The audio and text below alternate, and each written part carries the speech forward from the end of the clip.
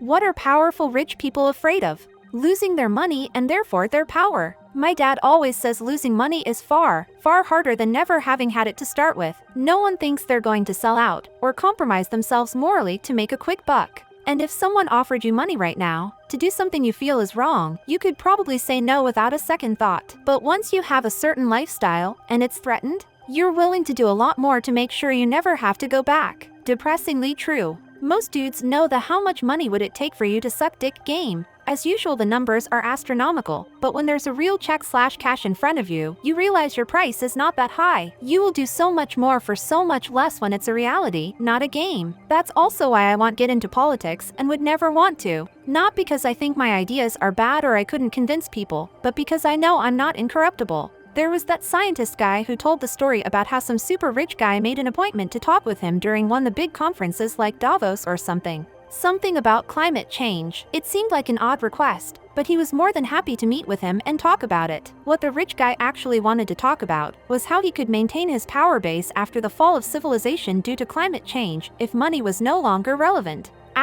Davos, Switzerland. Well, in my opinion, a surefire way would be to invest in areas that produce resources before the eventual fall happens. Having control over dams, food factories, farms and fields, large swathes of land where you can hunt, etc. will make you extremely powerful. Private security is also a must. It is fiction, but look at TWD or TLOU or any apocalypse show or movie. The people that control the resources are the ones that are most influential. A constant supply of food, water, and electricity will always ensure you can control the populace that comes flocking to you in search of safety. Because after all, where else are you gonna go? You are missing the point. The overall point of the story is that maybe if it wasn't for rich assholes like him, we'd be prepared to deal with climate change in the first place. And without money to control the plebs, chances are he'd be the first against the wall. You think the ex-military guy he pays to be his head of security is going to continue to take orders when money is worthless? Money buys happiness up to a point, then it doesn't. The sweet spot seems to be enough money to meet all of your needs plus some extra to save for old age, educate the kids, and have some nice extras, like good vacations and gear for hobbies.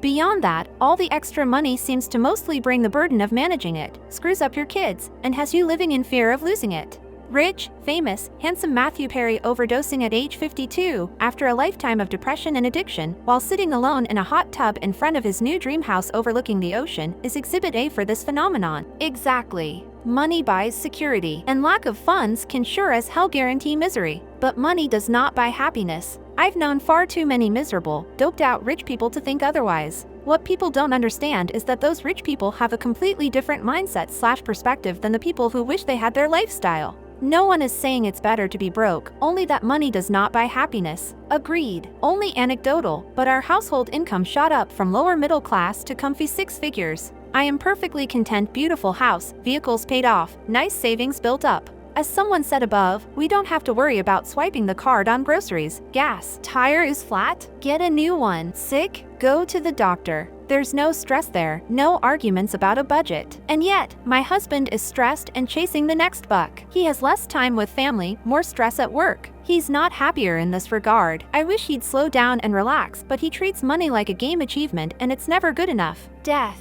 This is the real answer. Everyone in a position of rich and powerful realizes eventually this is their only life. It don't matter what you believe in, as any higher power teaching process always shows that the rich and powerful only pay for their faults in the afterlife. Best way around this is to not believe in an afterlife, thus this life is your only life to them. So death always wins as the scariest thing possible. This is why they should all convert to paganism. Vikings could take their riches with them when they died, haha. It's probably why they invest so much into age management medicine. Yup. Richest person I knew spent a ton of money on that and cryopreservation. The uprising of the peasants. Intelligent and educated peasants. They couldn't give a shit about intelligent and educated peasants. The intelligent and educated peasants are all working for them in nice, cushy, well-paying jobs. Even when they see the wrongdoings powerful rich people are doing, intelligent and educated peasants do nothing. Aw, that's terrible, and then they go on with their lives. How many evil things have you and I heard them do, and we did nothing? Knowledge means nothing if you don't anything with it, and the public doesn't do anything with it. They definitely give a shit about keeping people unintelligent if we're looking at this shit from a North American perspective. TF you mean? Literally this. A futurist recently went to a gathering of the 1%, many of whom had built bunkers, and one of their biggest concerns was, how do I keep my soldiers who protect me from turning on me? They obsess over this shit. They are so far up their own asses that they can't conceive of the idea that it's safer to share than it is to hoard until most others suffer. Living with blinders on, the futurist actually asked why wouldn't they just use their wealth to make a livable world for everyone, and they each poo-pooed the very thought and went back to what's the best way to get to Mars. They're afraid of common people getting to know they can change things by unionizing. That's what rich people are really afraid of, and spend all kinds of resources not to let people getting organized. In other words, peasants are made to keep ionicing. They must be one electron short of a full shell, being morally, ethically, and legally accountable for their actions. Then they wake up. Phew, that was a bad nightmare. Good thing it'll never happen.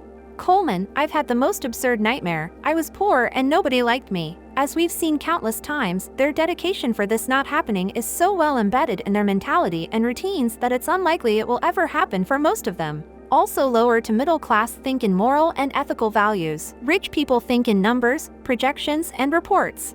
Legend has it some of them experience feelings. More than anything else, they fear joining the working class and needing to actually work for their money instead of just owning things and pretending that's a job. I think most extremely wealthy people believe they do work a lot. If you said you would have to work from now on for a living, I think most of them would say bring it on.